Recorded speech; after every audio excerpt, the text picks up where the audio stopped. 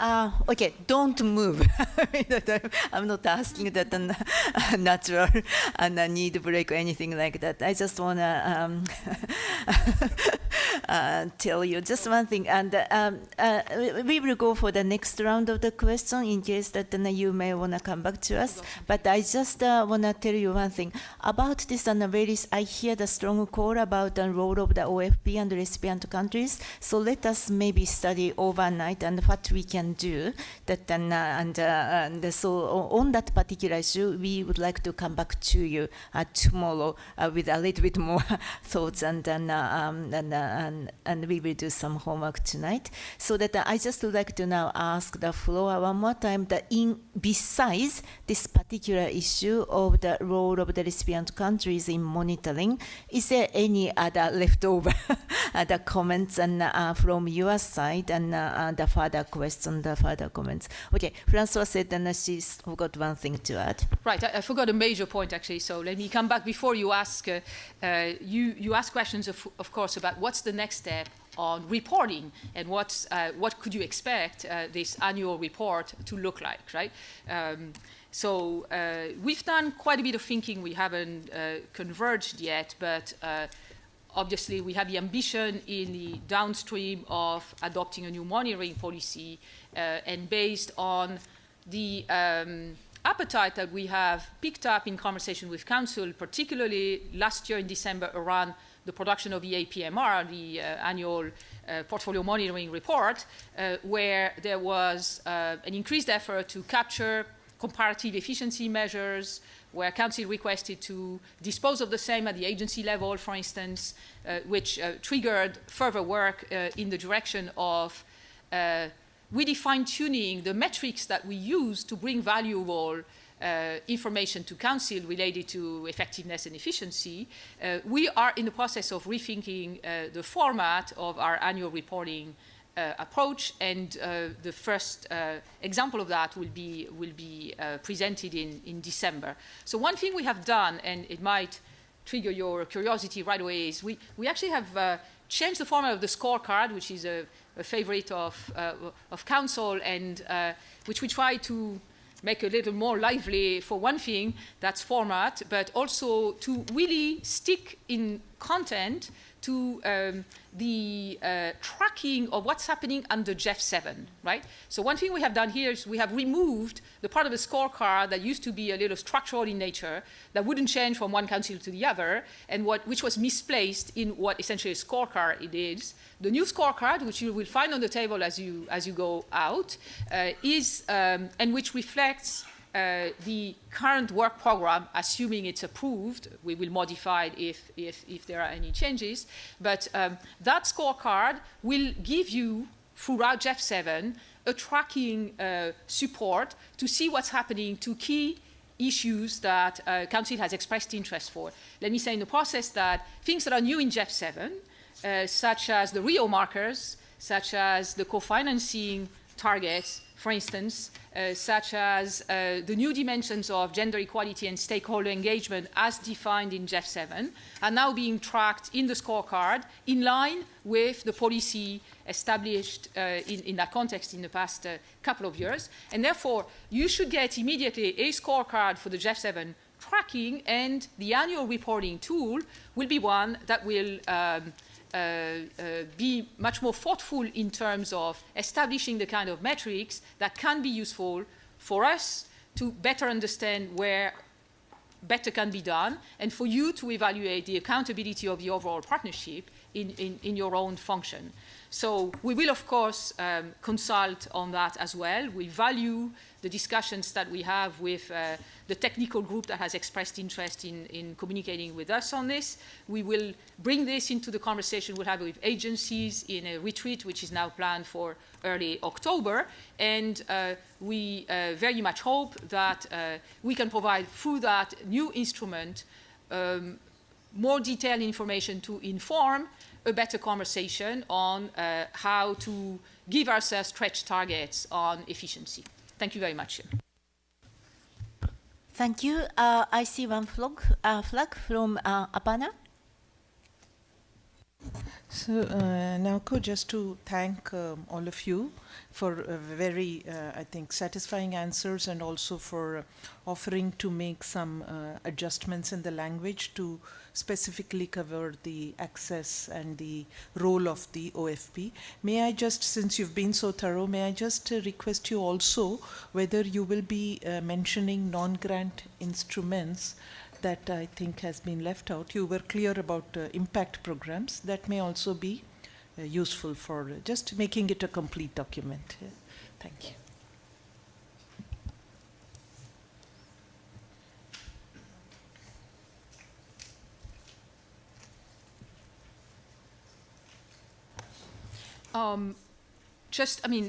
To clarify again, the policy applies to non-grant instruments. It also applies to impact programs.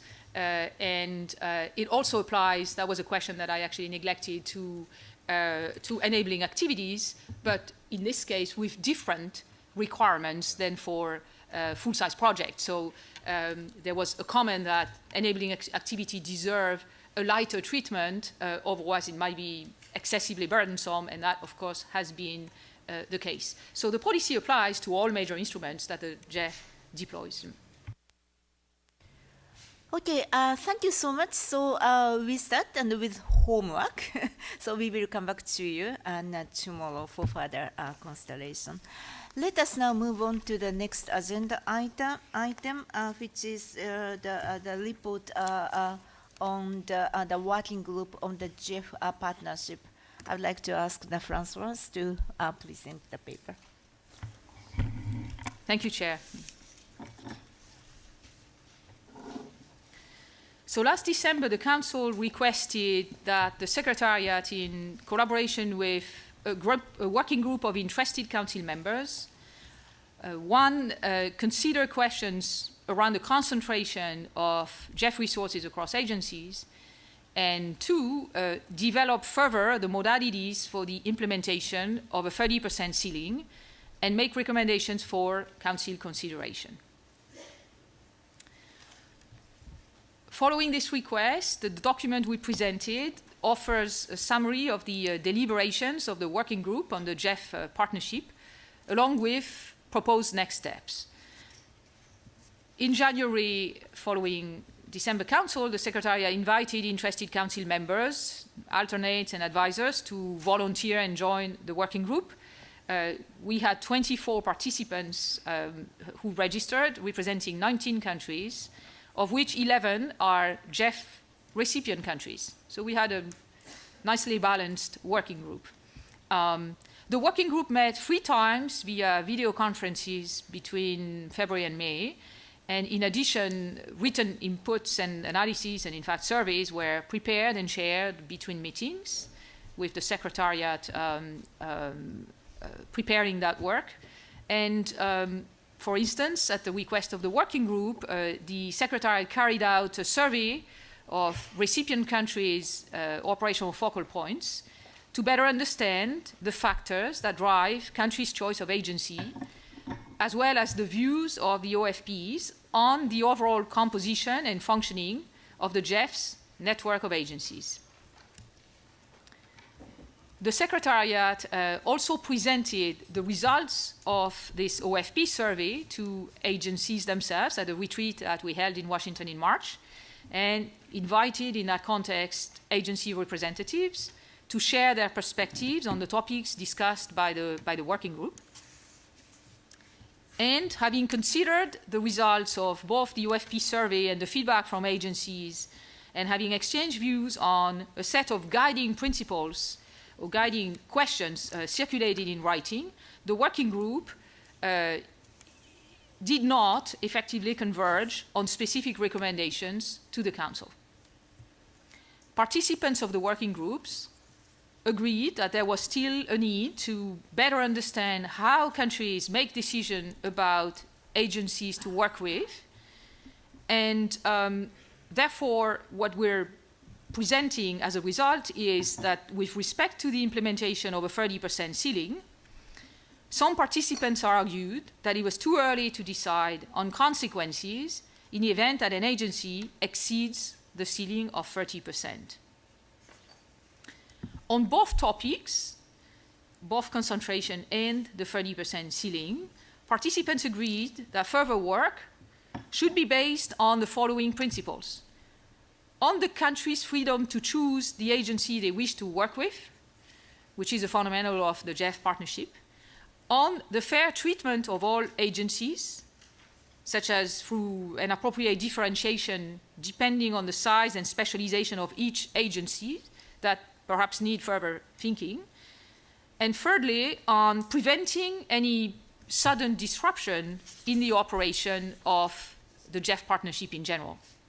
So consistent with these principles and this process, the working group believes that it should continue its work with a view to making any recommendations for Council consideration at a future date. Thank you. Thank you, Francois. All right, already flag up. So may I call on Marta?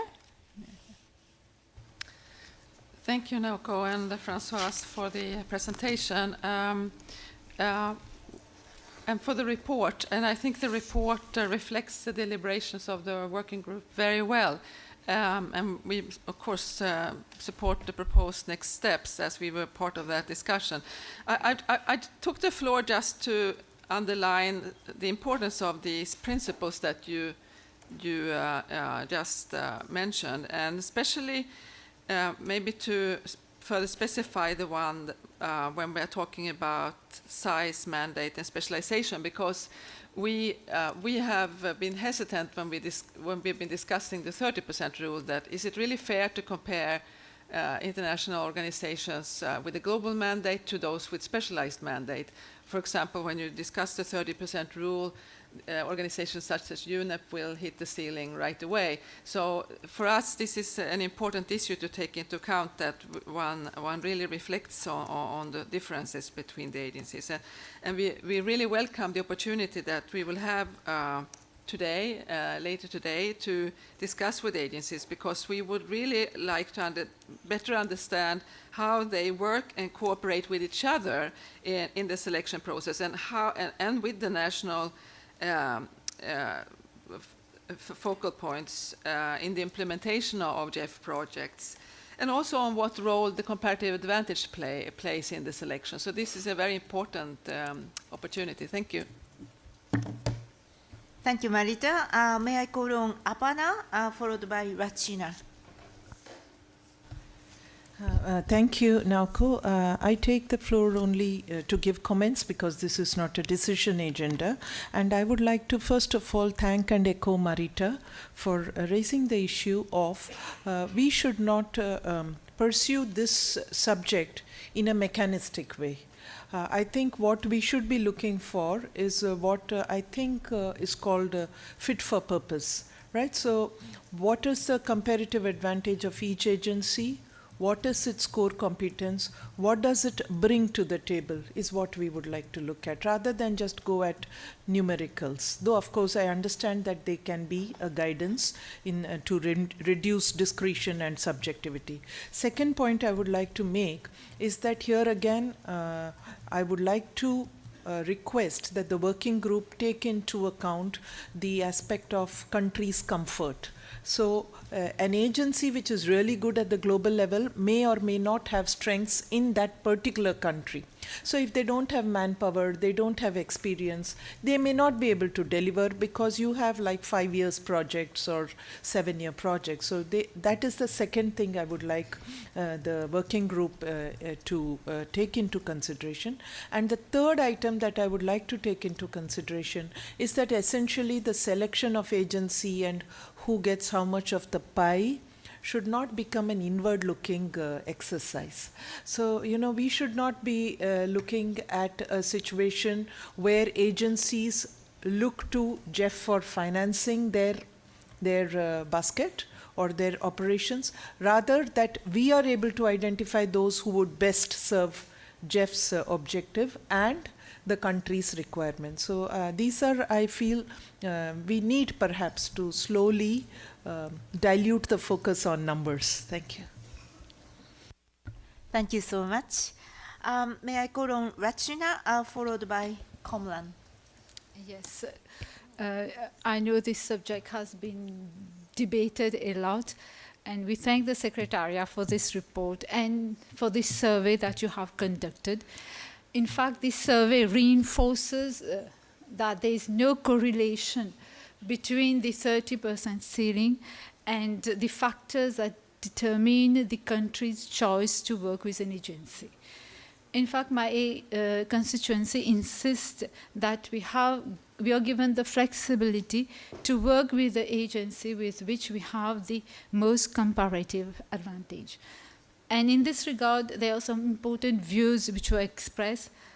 Given, for example, some agencies have 100% dedicated, they are 100% dedicated to environment issues rather than being cross-sectoral like other agencies. So of course, their capacity to mobilize, to work within this ceiling become very difficult, but that doesn't mean that on the ground they are not delivering well.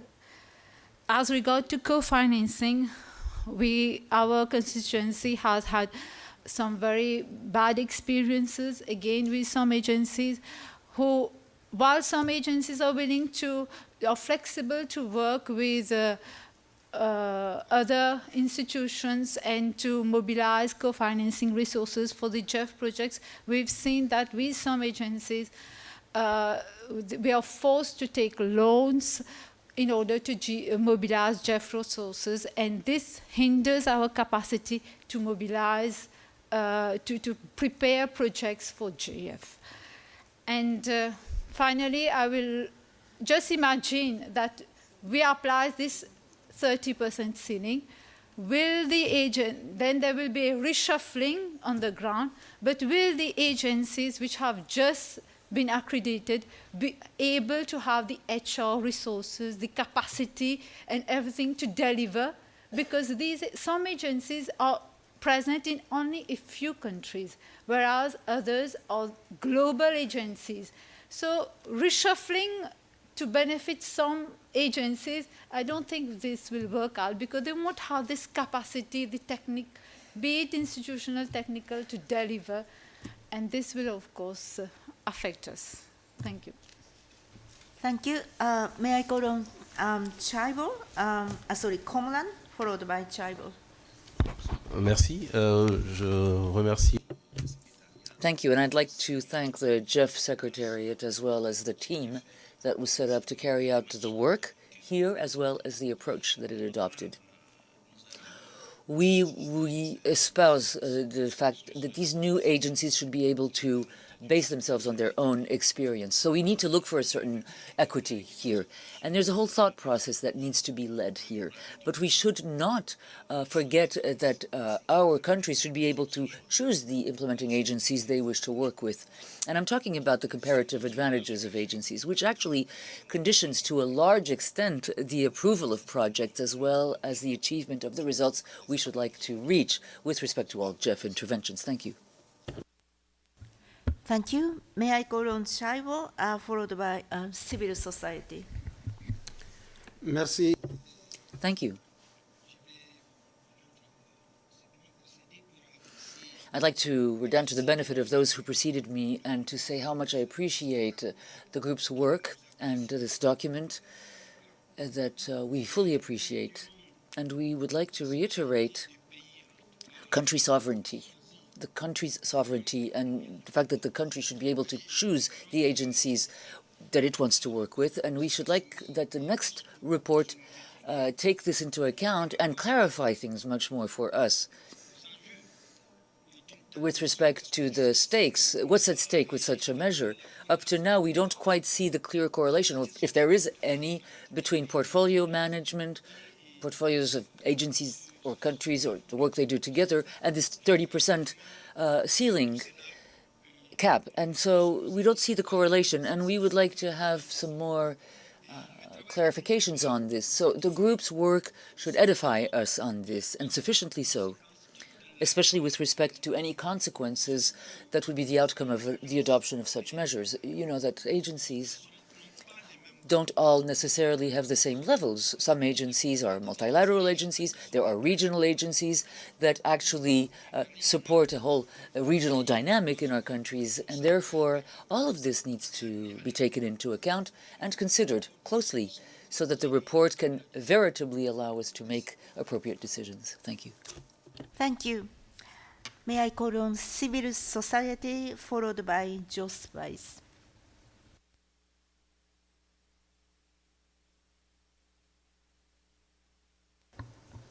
Thank you, Madam Chair.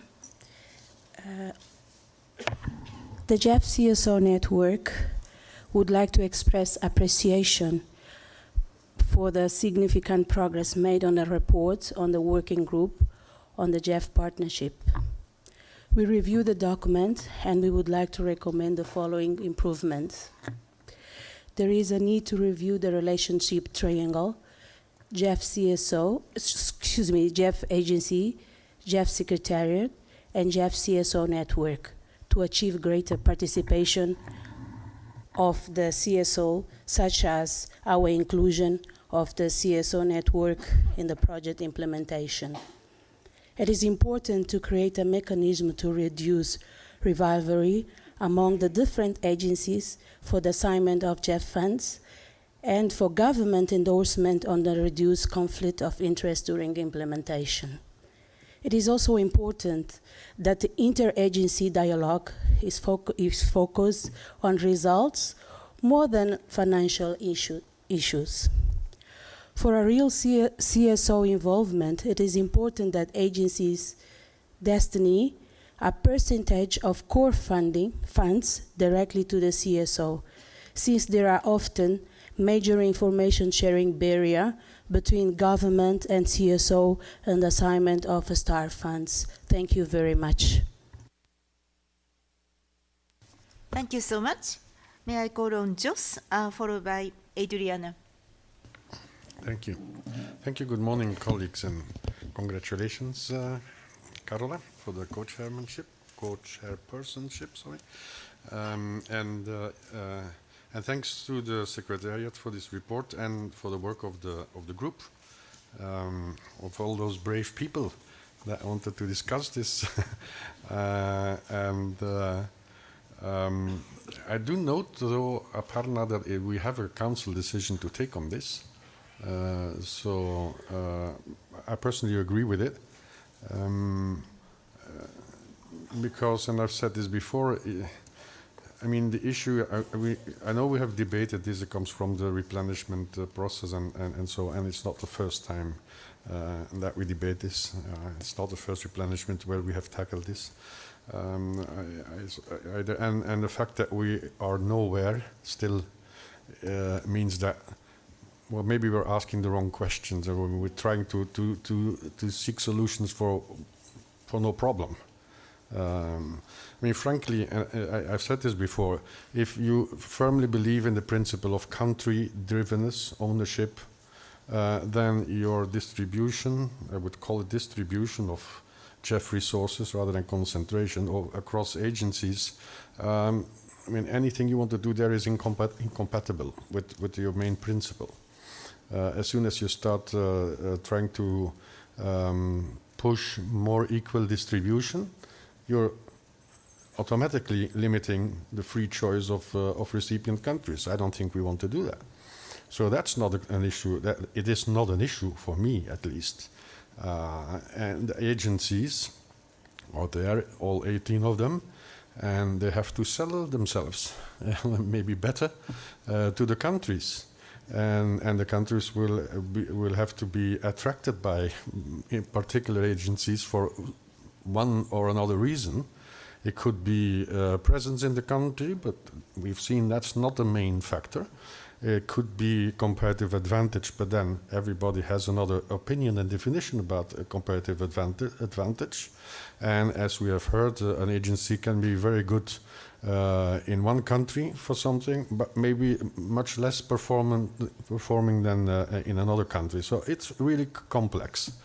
So for me, it's a non-issue, we have to, and I think we should just accept this and not try to get a solution for something that's not a problem, in my view at least. On the ceiling, there again, we've heard from, I think it was Marita who said if you apply that, then, well, she said UNEP will hit the ceiling immediately. I would say all the implementing agencies that are purely environmental will hit the ceiling probably. And that's not only UNEP. So,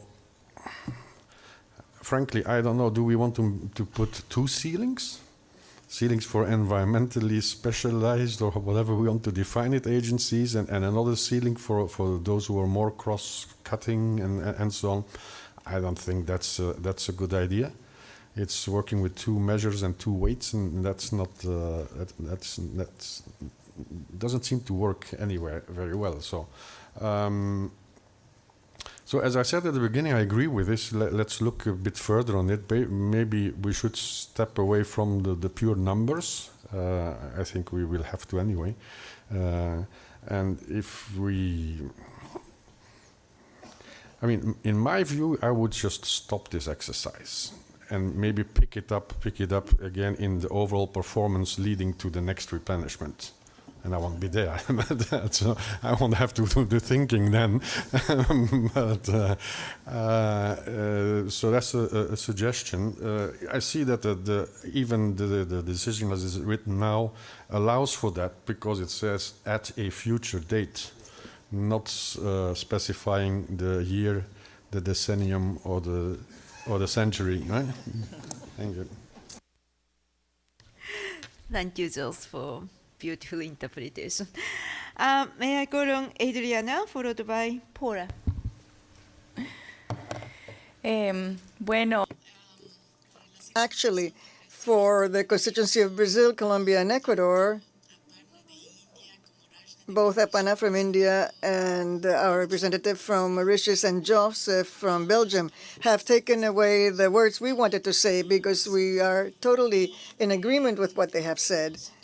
And we believe that in spite of the fact that the group has done an extraordinary work trying to bring together various opinions, we do believe that still a lot is missing before we can reach a consensus, or at least to have an adequate amount of elements or factors to be able to speak about a ceiling or a percentage. Which is why we believe that until these elements exist, we should not mention a ceiling, and that the working group should extend its work in that area, and in any case, it should identify maybe a ceiling, but for later on, for the future. Thank you. Thank you. Now, Paula, followed by Marta. Thank you, Chair. I don't know if I can speak Portuguese. Thank you. I would like just to add and also to ask a better clarification for our constituency, following by what Niger, Sweden, and Belgium said. But adding to that, what will be a NIM type of implementation within our countries? This has been quite a challenge within integration plus civil society. Who comes first, and also for the ceiling issues. Thank you. Thank you. Marta, followed by Ben.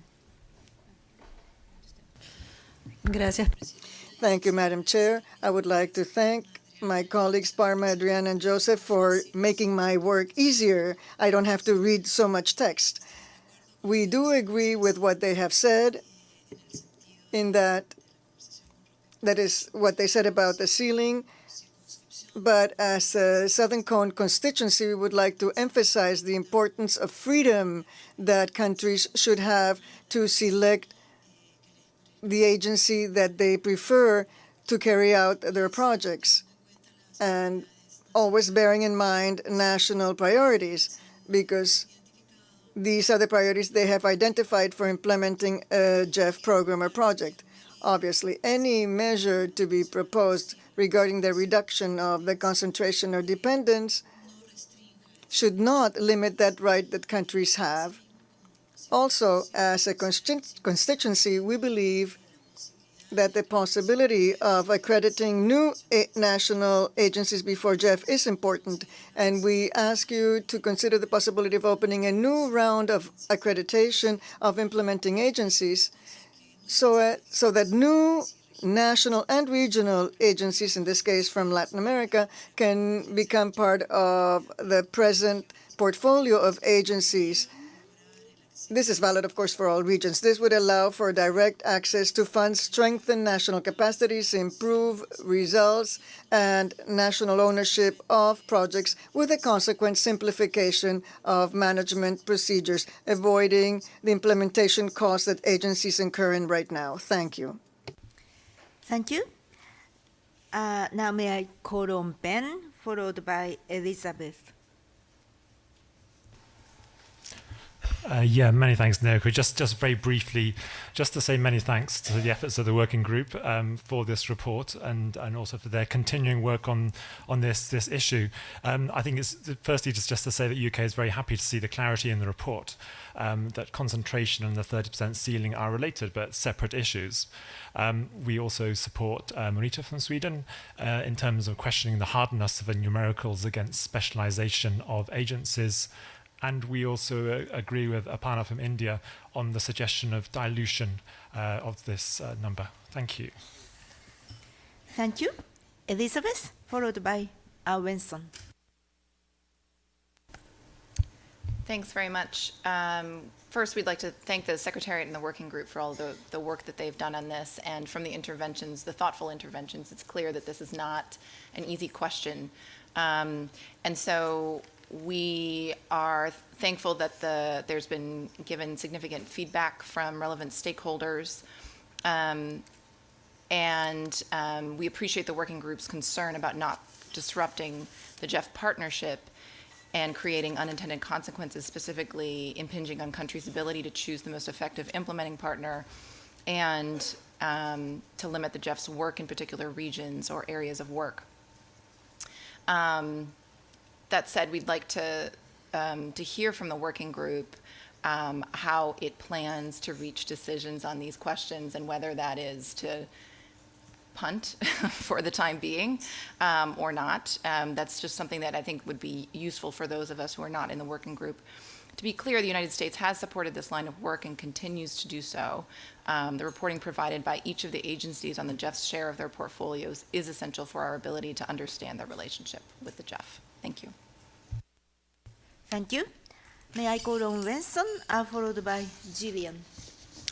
Thank you, Chair. We also give our thanks to the Secretariat and the working group for your work which has been done over this subject. And like others, we also encourage the different implementing agencies of GEF to participate in the activities of this institution in a proactive way continuously. And we also hope that the different agencies' comparative advantages can be fully displayed in the future as well, with a view to helping the recipient countries to make a good performance in implementing the GEF projects. So, and the 30% ceiling, as a result of, by virtue of our discussion, I do think is a not easy question or even tricky issue, and it is our view that the working group can continue to study the necessity of adopting or not the 30% ceiling. But it is also our view that everything should be based on two preconditions. The first precondition is that the quality and the expected results of the GEF projects should not be impacted whatsoever by having this ceiling or other policies. The second precondition is that, as mentioned by other members of the Council, the national comfort is very important, and it is our view that the recipient countries should not, in whatsoever terms, be completely or excessively constrained or even fettered by the implementing agencies. Thank you. Thank you. Gillian, followed by Anal. Thank you and good morning. And I speak on behalf of the Caribbean constituency. We would like to thank the working group for its work and concur with the conclusions outlined in the document before us and some of the views already expressed. The identification and decision to partner with a specific agency is country-driven, and selection is based on several factors, including specialization of the agencies, track record, and for some countries, including the SIDS, in particular the Caribbean SIDS, factors such as physical location within country or the sub-region. It's of note that in paragraph 23 of this document that we have in front of us, it says that SIDS rely on a relatively small number of agencies, and this is already shown in past analyses by the Secretariat. The data, we believe, should be disaggregated because how it is that specialized agencies and other agencies respond to beneficiaries in the Caribbean is not the same as it does in the wider region or in the other parts of the world. And so we believe that this aggregated data would be necessary in terms of adding to the analysis on this particular issue. In relation to the ceiling, the focus should be shifted from the 30% share of the GEF resources to an enhanced consideration of the relative level of non-government co-financing raised by agencies in support of country priorities or actions to address convention directives and realize global environmental benefits. And this should include some differentiation to reflect the different types of agencies that the GEF works with. And we believe that this is an issue that needs to be considered further, but I think that it has to be sub-region specific because how it is that agencies respond to the needs and concerns of small states are not necessarily how they respond to other needs and concerns. Thank you. Thank you. And now followed by Leonardo. Thank you very much to the Secretariat for facilitating the working group sessions to date and for compiling this report. I think that the conversation that we've been having thus far has been really interesting and will give us, give the working group a lot of food for thought. And in particular, I think that the suggestion by Jillian right now about different metrics that could be put in place is an interesting one that we should be looking at. But I just simply wanted to take the floor to support the views that had been put forth by Aparna and several others that we should limit the focus on numbers and take the time to understand the potential impacts that the 30% ceiling could have. While respecting the principles that have been agreed to by the working group, but also keeping in mind that what we're trying to achieve overall are the most results on the ground, and that has to be the thing that we have as our overarching objective. And having said all that, we're looking forward to continuing to collaborate with our colleagues on the working group and to take these issues forward. Thank you. Thank you. Next speaker, Leonardo, followed by Peter. Then Ali will be the last. Merci beaucoup, Madame la Présidente. Thank you kindly, Madam Chair. I'd like to speak in French. Thank you to the Secretariat for these efforts and for making some headway on this topic. You know that the theme of accredited agencies' dependency is important for France, especially within the framework of the GEF's 7th replenishment. Our financial contribution was determined based on these guiding principles, and we should like to continue this work hand in hand with the Secretariat and within the GEF, the working group of the GEF partnership to find operational modalities with respect to this ceiling. Overall, the increased dependency of an implementing agency dependency on GEF's financing is not sufficient guarantees of efficiency, not a sufficient guarantee of efficiency. In certain cases, we have seen a number of phenomena where there was routine work just being carried out, and that is not really it doesn't make it possible to achieve our objectives, GEF's objectives. Now, the various interventions were very interesting, and we are prepared to introduce a greater maneuvering margin for those countries that have very few agencies or only one implementing agency. Now, the effective date of the ceiling should allow agencies to be able to anticipate future evolutions, as was said earlier, especially not create any discontinuity in GEF operations or any interruptions. Now, the first 6 months of 2020 would allow agencies perhaps to anticipate any future changes and evolutions, and the dialogue we will have with the agencies today will be very useful. this conversation will be very important. As Marita has said, we also believe that there should be a methodology found in order to allow agencies, big agencies, may have a greater advantage than those that are more specialized in certain areas, and perhaps use a calculation method taking into account any funding with respect to Geoff's mandate, and in order to have an appropriate comparison between agencies with only one ratio that would be applied to each. During the last Council meeting, it was decided that the GEF Partnership Working Group would focus on the issue of resource concentration or distribution, with some executing agencies only. GEF is not an isolated case in the whole architecture and environmental and climate change architecture, but France would like to make some headway on this issue, and the distribution of GEF agencies, of GEF funding for agencies, needs to be strengthened sometimes in order, and allowing recipient countries to choose their agencies, of course. But there has to be a just balance between a certain maneuvering margin and flexibility, as well as what has to be done by these agencies, and this is something we should agree together. Thank you. Thank you. May I call on Peter, followed by Ari? Thank you, Naoko. A very rich discussion. We've been around this a few times, of course. My constituency is one that had some considerable concerns about the initial proposal, and we've been pleased to see those addressed, and the working group has been a very helpful body that's come together. I think I said a meeting or two ago that this was an imprecise mandate, and to respond to Joss, I think we've now realised it's actually a wicked problem.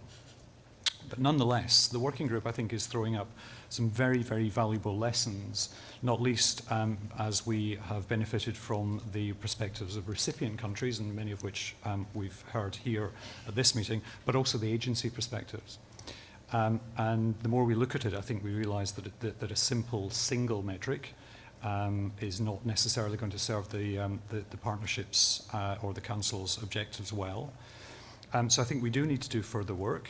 It is an existing mandate. While I'd be happy to sunset it, as Joss suggested, at any time, I think we are the opportunity to learn more about how the partnership actually works in practice.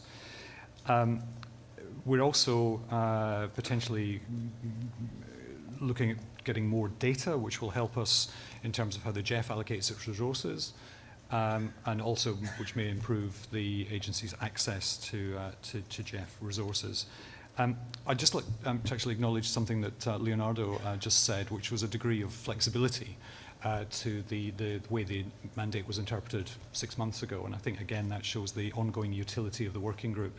So with that, I'd like to thank the Secretariat for their support for the working group, acknowledge efforts of fellow working group partners to consider these questions around the distinct but interrelated questions of concentration and the 30% ceiling proposal. And just to reaffirm, as has already been said, but I think it's important to put on record, the principles around this that we've established, the primacy of countries' ability to choose the agency that they wish to work with has been, absolutely fundamental. Given the number of unresolved questions and the fact that the more we scratch at this, the more we encourage us to think a bit more deeply, that we only come to a point to make decisions on implementation once we are clear not just on the answer, but also what is actually the question we're asking.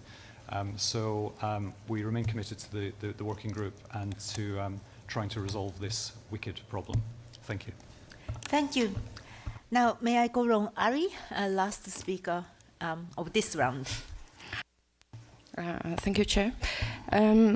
Well, I would my constituency will fully support the ideas addressed by the recipient countries.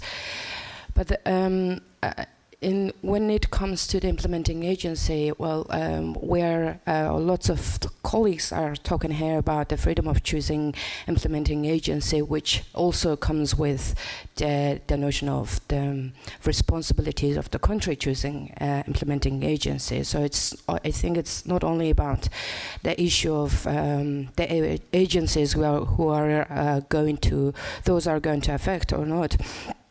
So I would just say it's the focal points are the main characters here to identify the implementing agencies, and then also the partnership with them.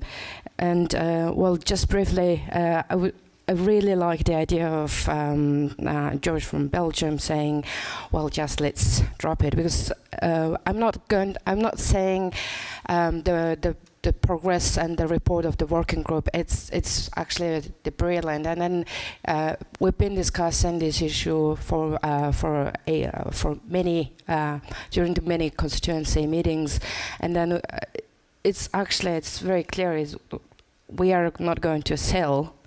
So there will be, I am expecting, there will be no 30% selling after all these working group, all these efforts, jobs done. So just frankly, just why we just don't drop it here and then, not talking about selling. Instead of putting selling, maybe we should talk more with agencies to improve the implementation and the coordination and then responsibilities.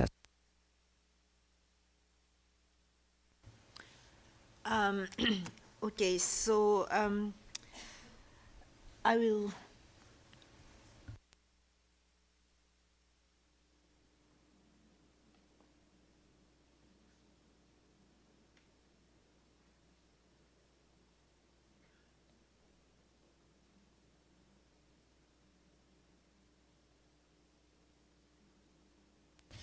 Thank you so much. So I would like to ask Françoise to deal with some of the comments and the questions, and before I conclude the session. Thank you, Chair.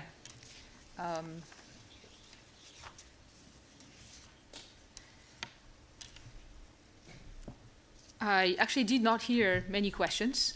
I heard point of views comments, and let me maybe gather them under some rough synthesis here. First, I guess there's an acknowledgement here of a substantial consensus over the fact that yes, we're dealing with a wicked problem. There's no easy shortcut to this issue, and it really hits the core of the partnership. Second, I heard a very substantial consensus on the principles that have been put forward by the working group that most speakers readily agreed with, which is helpful because it means that we can, with the mandate of Council, bring that kind of support to the design of further steps. The idea also prevailed of focusing on what the problem is and maybe analyzing that better in such a way that we find a fit-for-purpose approach to the issue of potential remedy and consequences, which is the one that the Council had mandated to the working group to look at. So those are substantial agreements. I also heard in various places that there's a desire to avoid mechanistic approaches, and that the complexity of the issue of comparative advantage of agencies is not one that can easily be captured. It has some important dimensions of inherent competition and representations, and it's a dynamic situation as well, right? Finally, there was a clear sense and a clear support for the idea that countries are in charge in that decision and very much wish to keep it that way, right? So if we look at all these elements of consensus, it seems to me that given what it aggregates for the working group into an effort to perhaps go further on its reflection within the scope that we currently have in the GEF partnership. let me remind us all that we actually have a decision on the 30% ceiling. It's a replenishment level decision. It is not a decision that is to be taken or is proposed for change today in the proposed approach. It is a decision on which Council, after establishing the 30% ceiling, had asked the Secretariat to look into modalities of implementation, not decision over the 30%, and therefore what has been put to the working group for further elaboration is how to deal with this, the modalities of implementation, the potential consequences, remedies that could be found, and that's what continues to be the reflection that they have to carry. We also have deadlines in the process. Starting in June of 2020, there's an expectation that the data required to the computation of this ratio would be calculated, and that the Secretariat would report back to Council in the fall of 2020. And so essentially I'm reminding the Council of that because that's a framework in which we operate. At the same time, I think certainly we heard a lot of appreciation for the work done. I think it's heartening for the working group, not that I should speak on their behalf, but I also heard the sense that between the possibility of adapting methodology to better capture the difference in structure across the partnership, between leaving time, as per the decision that is already in place, to agency adaptation to this new context, and between finding an effort over time to balance out, at the core of this wicked problem, different considerations. There is space for further work of bringing further information to Council, and therefore that's, I think, what probably can be synthesized of what the working group has received in this deliberation. Thank you, Francois. So let me maybe summarize and conclude. I really like what Geoff and Peter said. Maybe we create the program, and then sometimes we may make some kind of mistake, and when we concluded and negotiated GEF 7 negotiation, which was very, very heated and important. But there was, as Francois mentioned, there was a decision and the resolution of the GEF 7 that which we couldn't easily drop. At the same time, now this council has a very good way of working together and try to figure out what exactly issue that we are trying to solve and what's the best way to implement any kind of decision made. So that then I'm just observing for the last year or so about this working group, which I maybe you also noticed that it's a very useful actually setup, and then really beyond my expectation, because there are a lot of unknown things or that a lack of understanding from each other, so that this working group really helped to create a space for every country and a member to come up with a much more shared and understanding, and which is a great basis to think that what's next. My summary of the feeling is that yes, that there is maybe the very strong fear about no disruption is actually needed and from operation point of view, but there is of course that a desire to aim at efficiency and higher results, and there is a strong the demand or the wish to learn more about it. So we and as Geoff mentioned, this language of the conclusion is basically that we will continue to work the working program, but only put a recommendation at the future date. So this is maybe the wisdom of this council, so that we want to continue the working group till that time it's really, that we think, or you think that we are ready for any kind of recommendation. I think that time will really tell us. So with that, I really hope that you can adopt this proposed council decision as it is written. Geoff? Shall I look very seriously? No, you can adopt this decision, I said that. But if you could then reflect either in the highlights or in a new version of the document, I don't know. I mean, the points made by Aparna on the what was it, on the criteria, not the criteria, the principles, right? And I think if we want to have some chance of success, you're going to have to work on the data much harder also. So that's where Gillian's suggestion come in, disaggregation and so on. I mean, I'm not very optimistic about it, but maybe if we can make sure that the working group, the Secretariat, and everybody thinks along the same lines and works along these lines, then maybe we will find the right question for our answer that we will come up with. After you leave, you mean? Okay, may I ask the Leonardo? Yes, thank you, Chair. Yes, on the decision text, just a question, because I remember that during the last Council we had a proposal for the Secretariat to come up to the Council with a proposed decision in the fall of 2020. Am I right? Or so, I mean, how does this new draft decision text articulate with last Council decision? Because if I read it correctly, here we are only,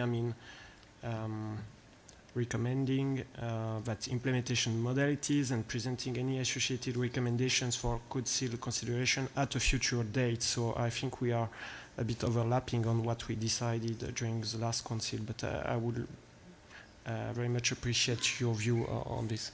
Thank you.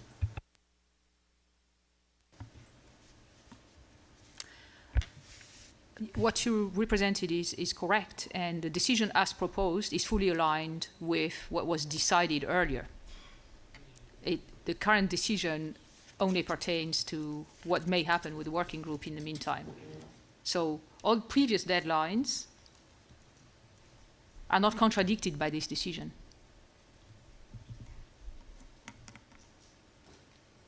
Okay, so what will be the role of the working group and its interaction with the Secretariat? Because I understand that during the last Council there was this decision that it was the Secretariat supposed to come to the Council for decision in the fall of 2020.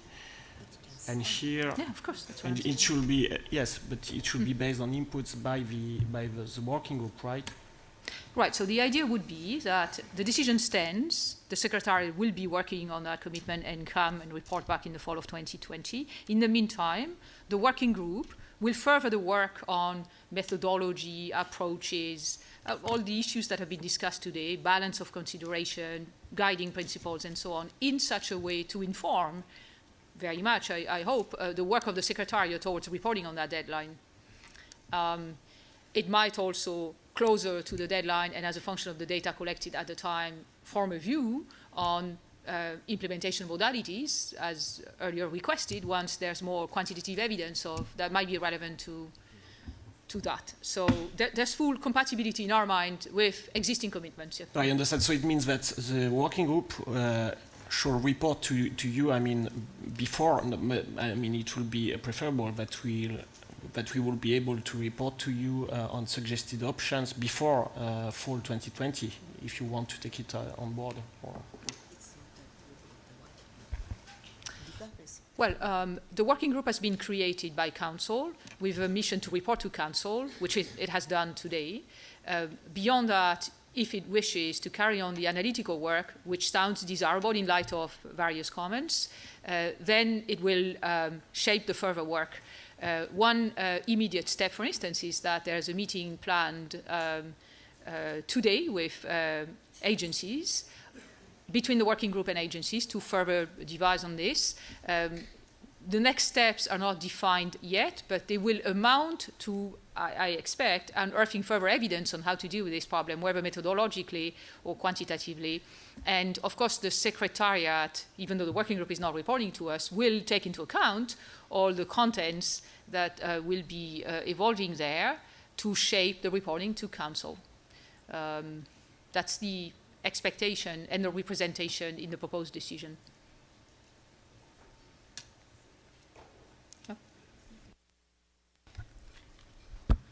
Okay, thank you so much. I hope now it's clarified, and with that, I propose the Council to adopt this decision. Thank you so much. So let us move on to the last item in this morning, which is corporate budget. I would like to ask the Peter to come to the table and present budget proposal.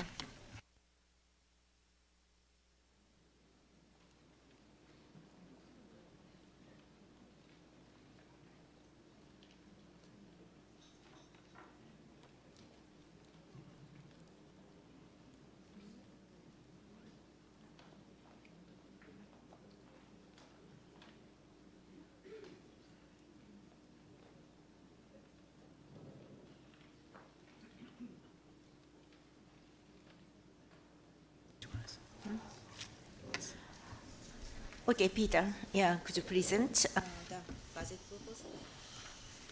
Thank you, Chair. Good morning, everyone. It is my pleasure to introduce the GEF business plan and corporate budget for FY20. This document presents the combined FY20 budget request for the projected administrative expenses of the Secretariat, staff, and the trustee. The FY20 budget request is consistent with the GEF 7 administrative budget envelope agreed in the replenishment to enable delivery of the GEF 7 programming and policy agenda.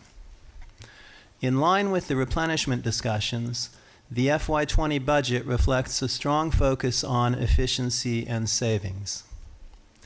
It is based on zero growth in staff, except for a new position to enhance private sector engagement as agreed during the replenishment. It includes efficiency factors for travel and consultants adopted in the World Bank capital package negotiations and embedded in the procedures that the Secretariat follows as World Bank staff. It reflects already projected contractual arrangements and fixed costs for office lease, equipment, servicing counsel, and cross-support provided by the World Bank.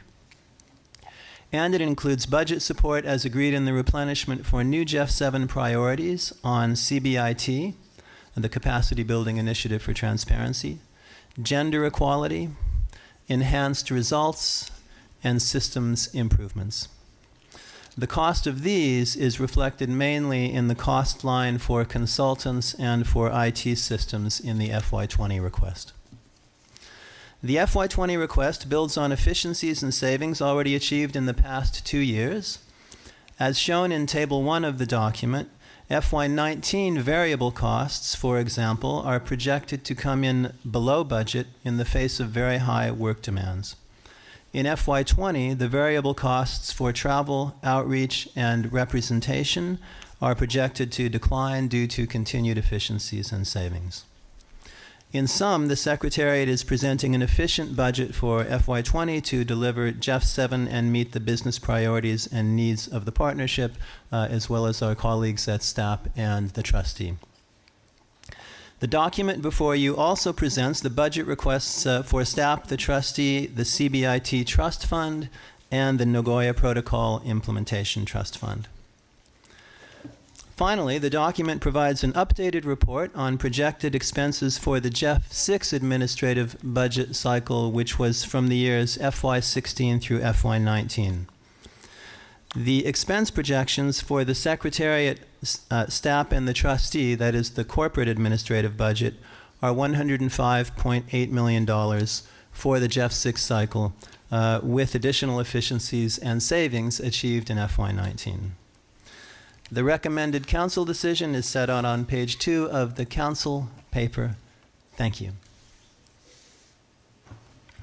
Thank you, Peter. Now I would like to open the floor for your questions and comments.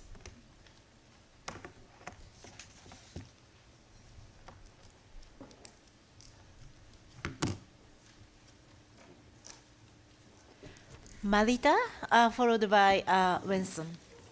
Thank you. I was waiting a while, but I was still first.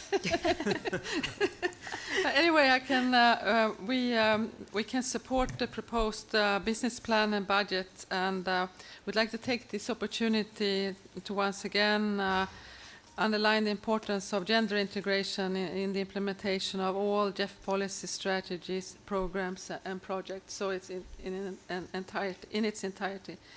We would also like to encourage continued efforts to strengthen efficiency and to identify further cost savings if possible, while being mindful of the implementation of GEF 7 programming directives and the policy recommendations so they are not jeopardized. But we have a question on the separate request for FY20 for CBIT.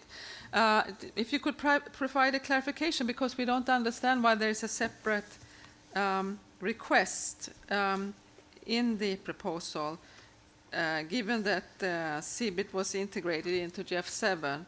We noted that there's also a CBIT budget line in the GEF budget. Finally, we have a question to the trustee to provide a clarification on the large increase in cost regarding fees for investment management, which has led to higher costs than budgeted for FY19, and also an increased request for next year. Thank you. Thank you. May I call on Wenson, followed by Kodura. Thank you, Chair. And just briefly, we are saying that we support the budget and also the business plan for the fiscal year 2020. And we particularly appreciate what Peter has presented about the efficiency measures the Secretariat and other institutes of the organization have been taking to improve the budget efficiency. And like the previous speaker, we also anticipate that further cost-saving measures can be adopted for the future work. And finally, we wish we wish the implementation of the budget and business plan a successful implementation. And we hope that the budget and the plan can help Geoff implement and reach the strategic targets of GEF 7 and making contribution to the sustainable development of the world. Thank you. Thank you. May I call on Kodura, followed by Elizabeth. Thank you very much for the presentation. We do welcome the detailed and transparent presentation of the administrative budget for the financial year 2020.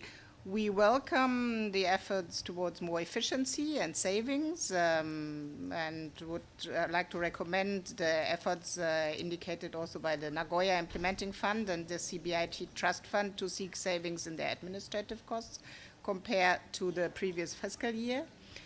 We have a question, but maybe you just answered it during the presentation. We were surprised by the relatively strong expected increase in consultant costs. And as I understood from your presentation, but maybe you can confirm this, this is due to the priority areas that we, with the replenishment, wanted you to cover, and you are doing this through the consultant costs. Okay. Thank you, Kodura. Elizabeth, followed by Peter. Thanks very much. Thank you for presenting this budget and for explaining your rationale for continued cost increases. We welcome the Secretariat's efforts to identify potential operational efficiencies, as mentioned by other colleagues, and to implement effective cost control measures. In addition, we welcome the Secretariat's efforts to further enhance transparency and accountability, including through further improvements to its management of data and information. Finally, we welcome the allocation of resources to support new GEF 7 initiatives, including enhanced engagement with the private sector. Although this budget request is consistent with the Secretariat's 4-year GEF 7 budget envelope, we had hoped for more efficiency gains in order to maintain a flat budget. In addition, we lament the cost increases that have been passed on to the Secretariat, including staff and salary cost increases. Next year, we would like to see the Secretariat present budget options for the Council to consider, including a flat budget scenario. due to the significant increase over last year's budget, we would like to be recorded as abstaining on this year's budget. Thank you. May I call on Peter, followed by Munenari?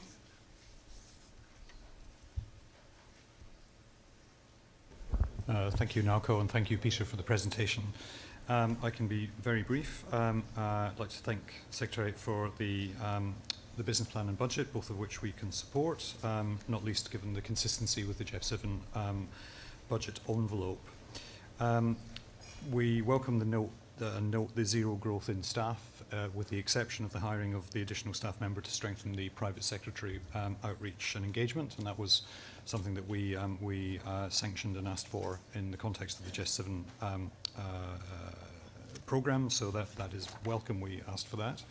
Similarly, noting, as Cordula has done, the reasonably sizable increase in consultant fees, comfortable that is focused on developing results-based management and the implementation of the new gender equality policy more broadly, so important outcomes for us there.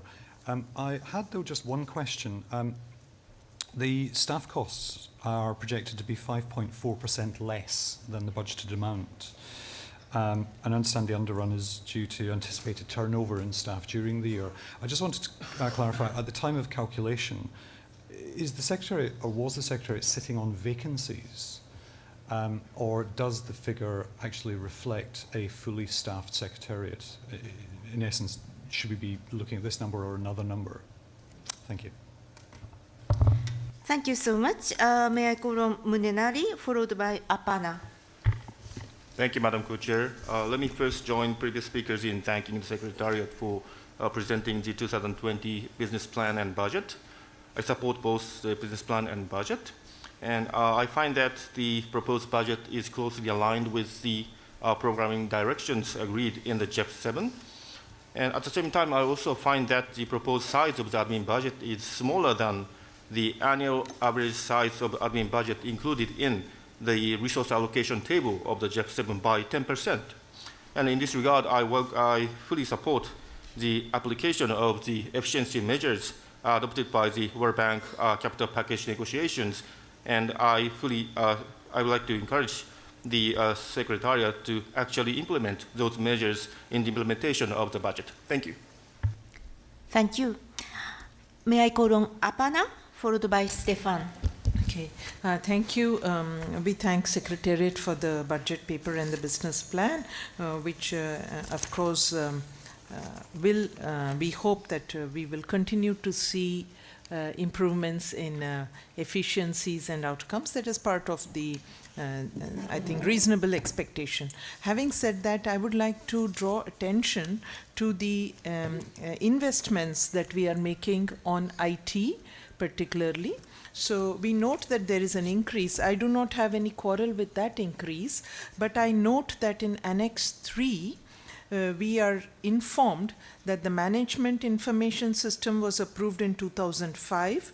The result-based management system was approved in 2007 and 2010. So I would like to understand what is the totality of the investments we have made in these systems, because we still don't have a system that is entirely fully operational and available to all stakeholders. So could we have an estimate of how much longer we are going to make these investments and what you are doing to ensure that the systems are up and running at full efficiency and operational functionality? What would you like to do for that? With that, I support the budget and the business plan. Thank you. Thank you. May I call on Stefan, followed by civil society? Thank you, Madam Chair. We thank the Secretariat for the business plan and the proposed budget. You may remember that during the replenishment negotiations, we were of the opinion that the budget of the GEF Secretariat could be reduced, but the majority of the participants agreed to a significant increase. We also note that the budget as presented lies within the 4-year envelope as agreed at the replenishment negotiations. For that, we can go along with the proposed budget and business plan. We won't request any reduction, even though we note that the presented fiscal year 20 is higher than the fiscal year 19 budget and the actual estimated expenses. That gives us hope that future cost-saving measures may become reality. So we'll see how it looks a year from now. And we would join those that asked about the separate budget figures for the CEBIT, which was also surprising for us since it has been included in the overall work program of the GEF. Thank you. Thank you so much. Now may I call on civil society, followed by Ben. Thank you, Madam Chair.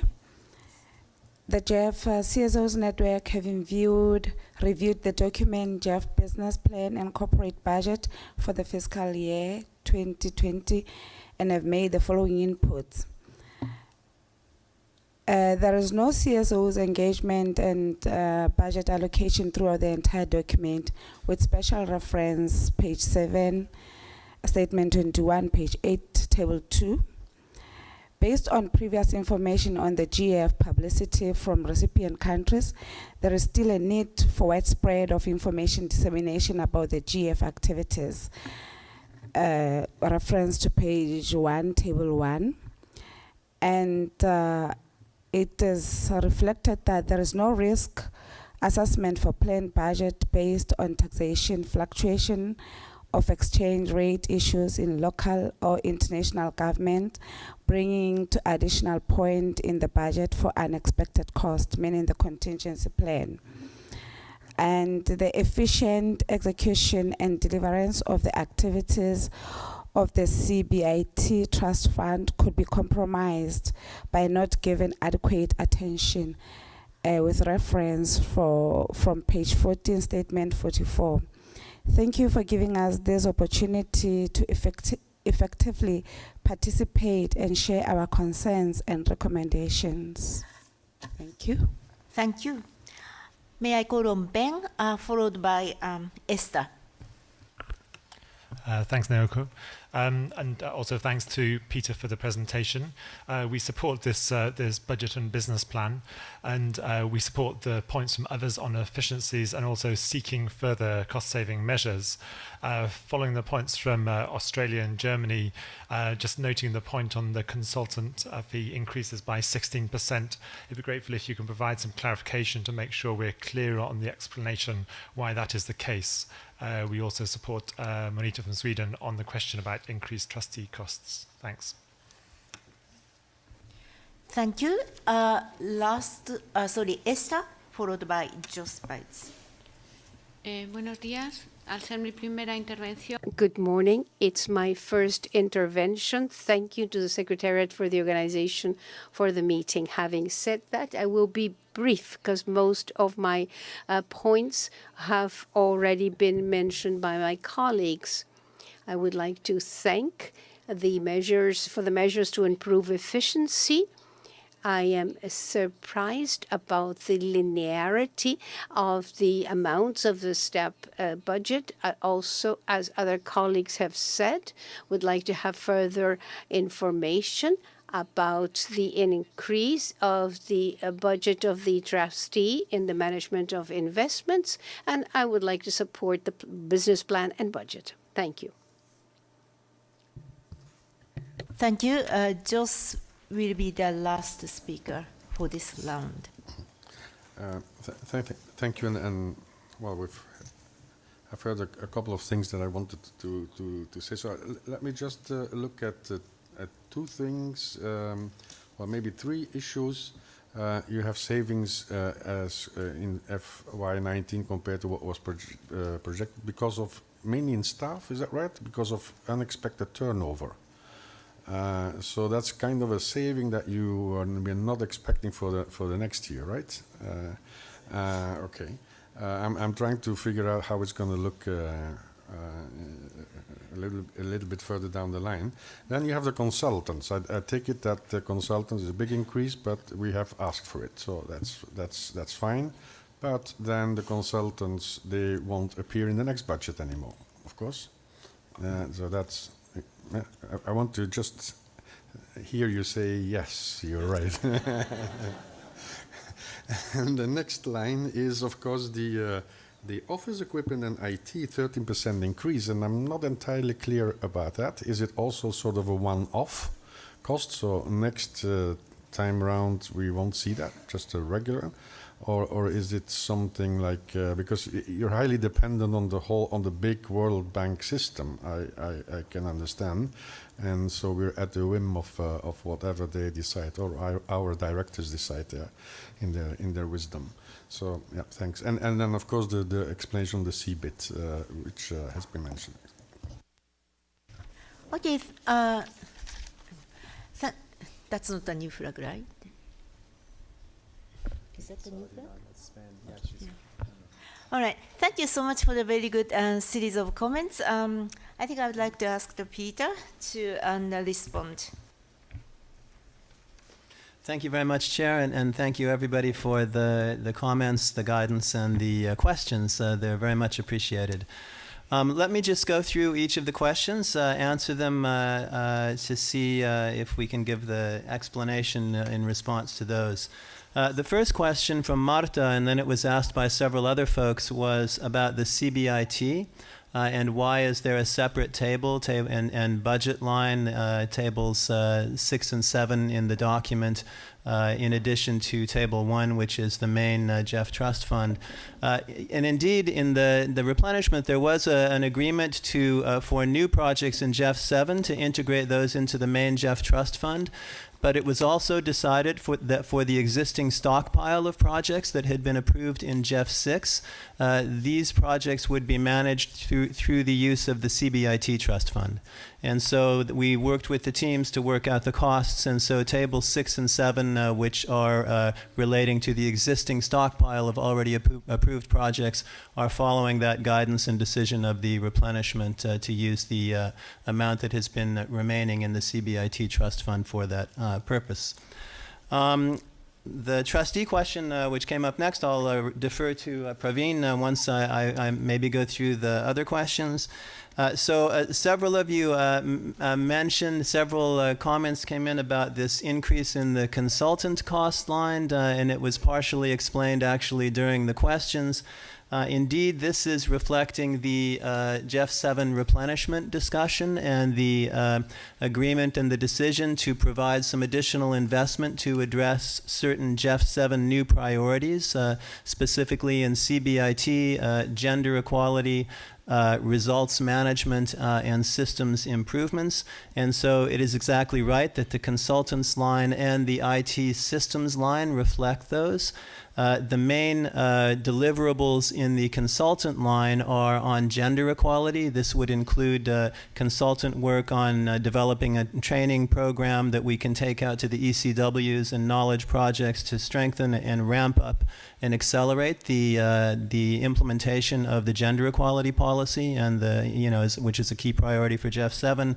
And on results, Françoise was talking earlier about the new monitoring policy, and we have the GEF portal that provides new data and tracking information. So there's also a need, this is based on the replenishment discussions, for some additional specialized expertise to support that.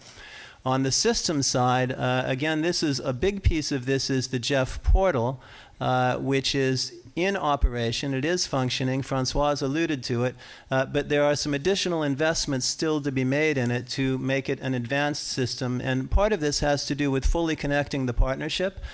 We mentioned the importance of connecting operational focal points earlier today, and this was discussed and asked about in December as well. And it's we have worked with the World Bank IT people who are putting this together. We have already developed a landing page for operational focal points.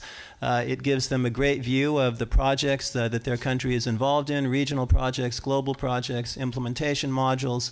There's an additional reporting feature in the GEF portal now that will give users the ability to view the full list of projects with spreadsheet information on these types of things. So one of the pieces is to connect the partnership. Also conventions, Counsel will have the opportunity, if they wish to use the GEF portal, to have a landing page. There will be an advanced dashboard, which will be developed as part of the GEF portal, as well as we're finishing the basic dashboard. This has not yet been completed. There could be the development Françoise mentioned in a way. We want to use the technology platform to see if we can develop a stronger knowledge platform, knowledge sharing platform for the partnership. So there are several things relating to the GEF portal that we have on a list of deliverables for which we are allocating this budget request. I can turn to the question at the end because Joss from Belgium asked, is this a one-off or is it and is it not going to be the case in FY21? I'm not sure I can totally predict into the future, but I can say that these are what we foresee for now. The replenishment discussions, and Naoko may want to come in more on this as well, foresaw a certain amount of investment in these new areas, CBIT, private sector, the RBM, and gender, over the 4-year span. And we have actually tried to focus in a careful and an efficient way on FY20. So I would suspect that these will not be necessarily the same increases at all following that. But I hope that answers that question because we're doing this on a rolling basis with efficiencies built in, but indeed conscious of the need to stay carefully within the GEF 7 envelope. There was a question, a couple of folks, Peter and some, I think there were 1 or 2 other comments about this underrun, I think Joss maybe as well, the underrun in FY19. And as you saw in the paper, it is mainly in the staff line.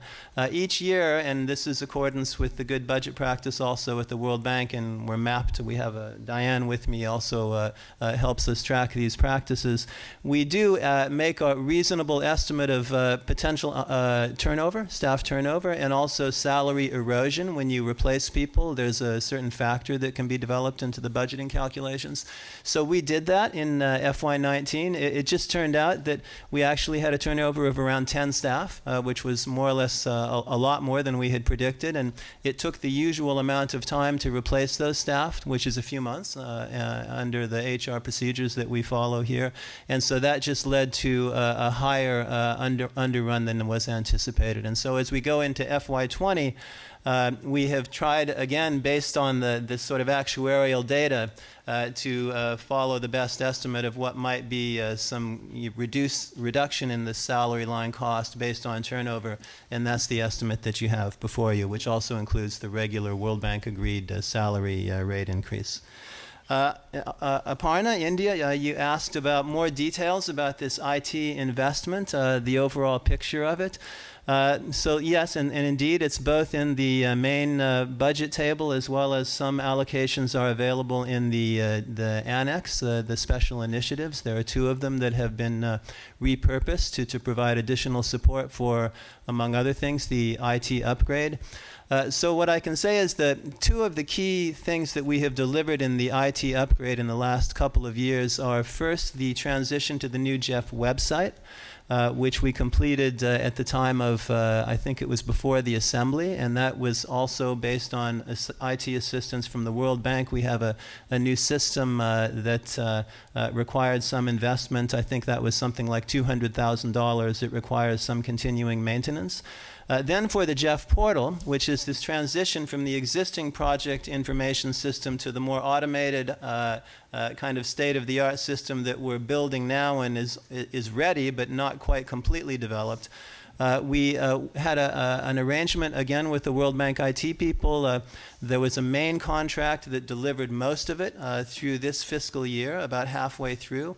For a fixed amount of money, we including from some of it from the special initiatives and some of it from the main budget trust fund, and now we are drawing on both resources so that we can develop these advanced features that I mentioned, which are the connection to other partners, also a connection to the GEF website. We want to have real live information coming from the GEF portal, so it's available not only to users in the system, operational focal points, counsel, and others, but also on the GEF website so that it will be available to the wider set of stakeholders. And so these are investments that we have planned in FY20, and so part of that investment is coming from the trust fund. That's what you see, the increase in the IT line.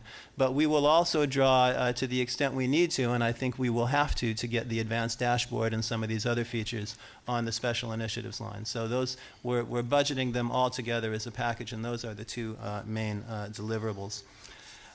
There was a question from civil society about is there something missing here on civil society engagement? It's not directly in the tables or any of the tables, I think was the point, and I really appreciate that question. Actually, as the budgeting and the support for the civil society engagement with the GEF is embedded in various cost lines in the budget. So it is part of the country support program, which is a separate line. It is part of the $700,000 for council support. A big part of that is to bring civil society organizations to these council meetings. It is also part of the policy. The budget provides, if you look at the business plan, for policy initiatives on stakeholder engagement, on gender equality. We have an updated vision on stakeholder and civil society engagement with the GEF. And so all of these activities and the Secretariat support for them are deeply connected into the budget lines. And so it is not at all lost. It is actually a GEF 7 priority, and we're making sure that we have the budget support for that. Let's see if there was any other question that sorry.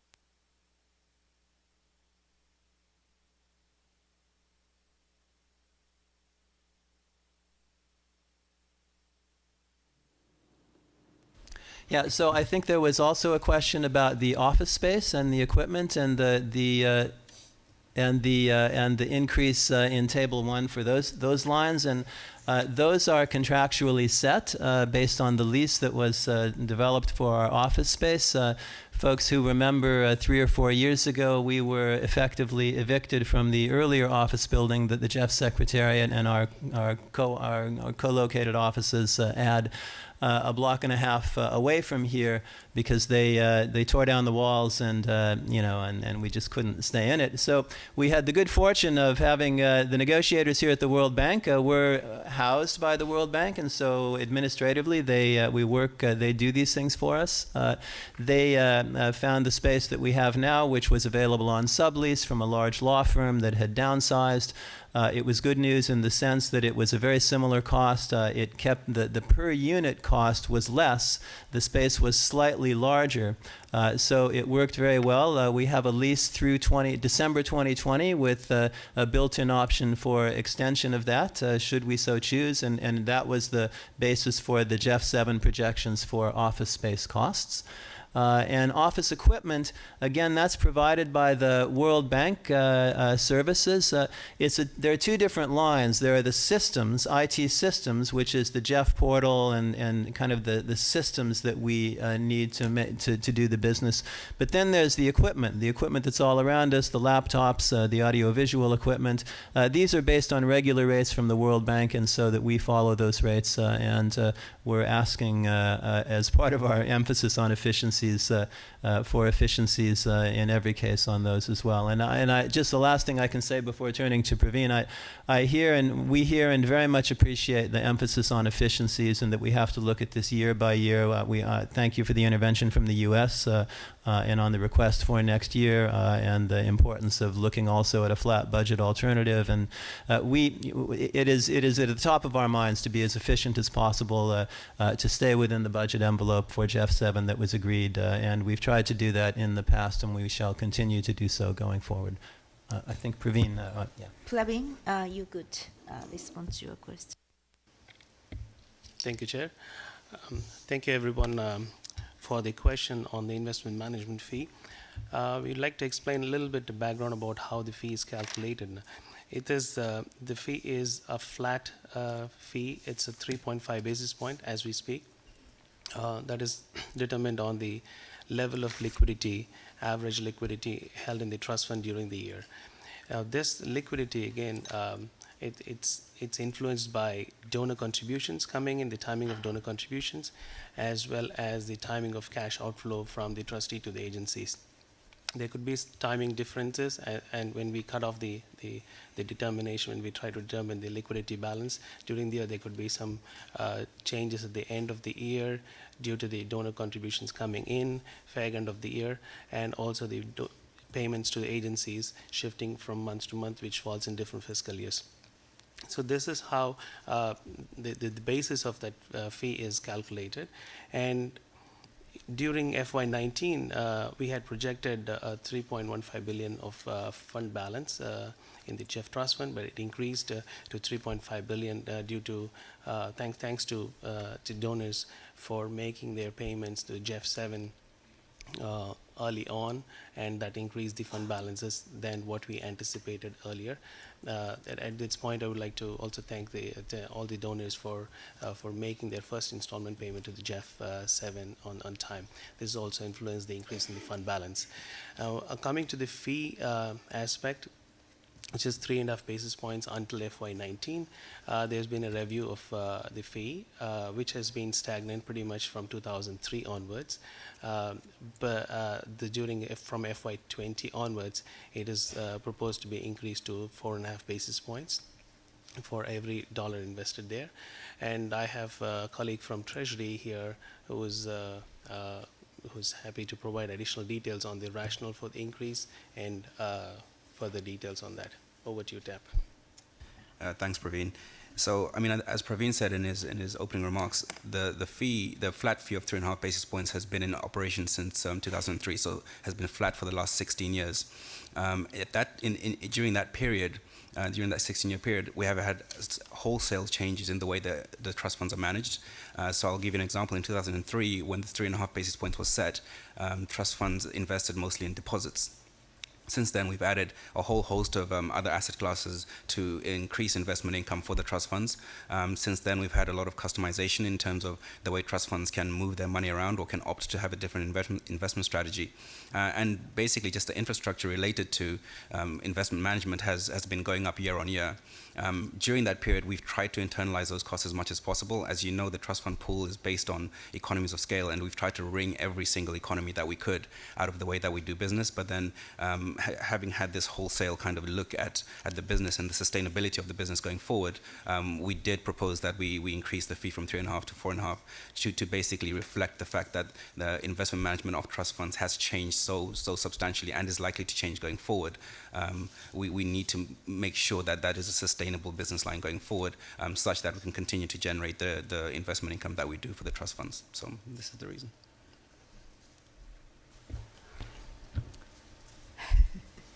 All right. I see Apana, followed by Marita. So thank you, Nauko. I come in only with two small questions. Can we have a hard date for providing access to OFPs on a fully functional portal? Because we have been spending money on this for quite some time. And second, if the trust fund fee is going to be increased from 3.5 basis points to 4.5 basis points, can you also enlighten us on whether the average return or income from changing your strategy on investments from deposits to a more diversified portfolio has also improved? Thank you. Thank you. Marita? Thank you. My question is actually on CBIT. I wanted to come back to that question.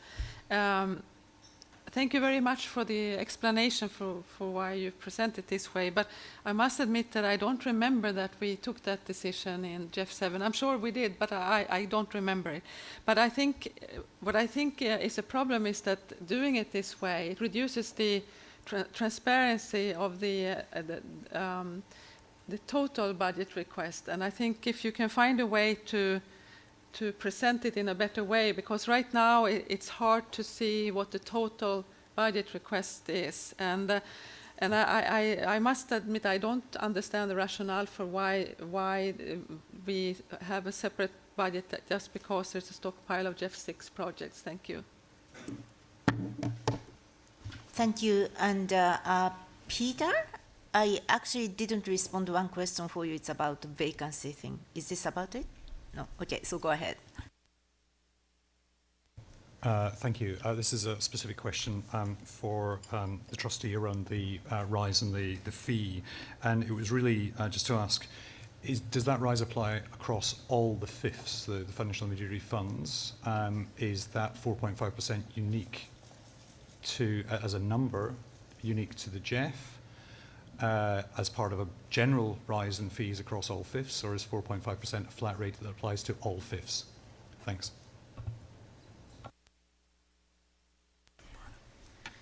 So maybe, okay. Please go ahead. Sure. Yeah, so I'll take the simple one first. Yes, the 4.5 applies to all FIFs. It's not something unique to GEF at all. And to answer the question about the difference between where we were in deposits and where we are today, I mean, without having all the historical numbers in front of me, I can confidently say that yes, a trust fund that has only been invested in cash has earned substantially less than a trust fund that has been invested, for example, in the allocation that GEF has.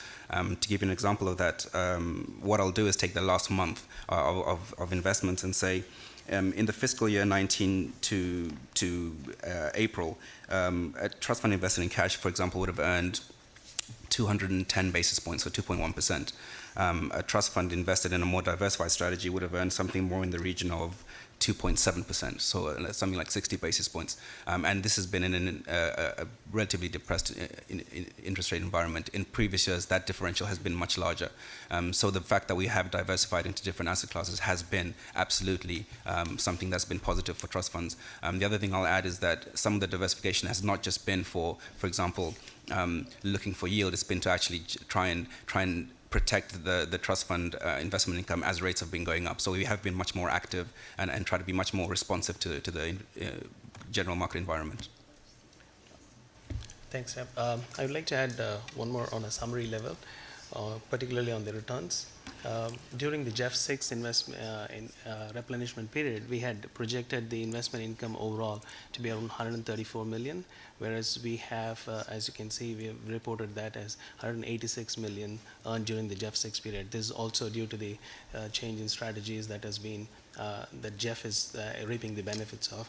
And for GEF 7, we had projected 149 million for investment income during the GEF 7 period, and we have already reported about 85 million as of now earned. So which in itself is actually a demonstration of the change in strategies that is actually resulting in gains to the GEF at this point. Thank you.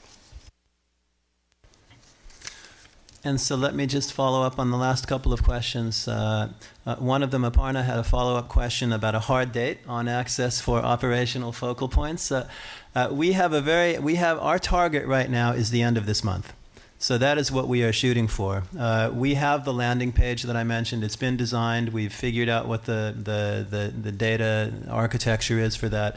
We need to log in the users. And so we are going to use our regular database, and we're going to have a way to, because it is a user system, to send to all of them soon. And so that we can meet this target at the end of the month, so that the operational focal points and political focal points can be logged in, and the system is ready for them. So we just need to get them in. I could also mention that we have been using the opportunity of ECWs and the gatherings, the regional meetings where operational focal points and stakeholders are present, to start to roll out the GEF portal already, so that people can see how the system works and what the data is and what their access will be. So we're trying to get off to a running start on this. Now on the CBIT, the CBI, just to follow up a little bit more, the CBIT Trust Fund has a much more limited donor base. It's a voluntary fund, and we're working on that basis. In terms of the way that's presented in the replenishment discussion, it was in the Stockholm replenishment meeting, there is this mention that I was referring to of for the existing GEF 6 projects, the costs of managing those comes from the CBIT Trust Fund, and then for the new projects in GEF 7, take it integrated into the main GEF Trust Fund. Just to be on the numbers, just to try and help out, if this helps, you can see the table 7, the amount for the existing stockpile and all the past is this for the GEF Secretariat 475,000 from the CBIT Trust Fund. That was, and then in the table 1, there is a mention of CBIT, and so we've allocated for that 75,000. And that is a little bit for staff, a little bit for the consultant line, and also a little bit for the GEF portal line, because we're connecting the CBIT workflow and work also to the GEF portal. So that's what the total figures are, and I hope that explains the situation. Thanks. Okay, with that, well, actually done this. Civil society? Thank you, Madam Chair. Just a question from the civil society. Will the civil society have access to the portal as well? I think the current plan for that is to build the website in connection to the GEF website so that the information and the data from the GEF portal will go into the public view. The main part of the GEF portal is the operational work of the project review. So, yeah.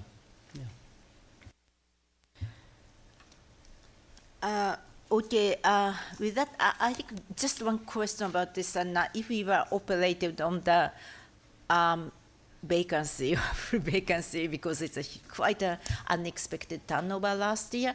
Now, by this time, I think we have reached the full capacity. So basically, we were operated 0 vacancy. So that the budget number we are presented will be kind of baseline in my view. So that I hope I don't expect any kind of big saving that next year when we present this budget. So I'm very excited. This now the team is fully kind of hired and quite ready to implement the GEF 7.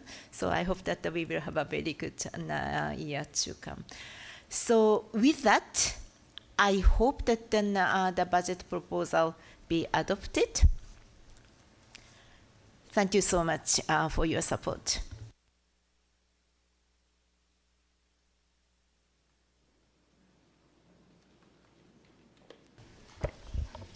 Thank you very much. We'll now break for lunch. The CEO lunch with council members and alternates is in the East Dining Room. So past the elevators, down 1 floor and bear left.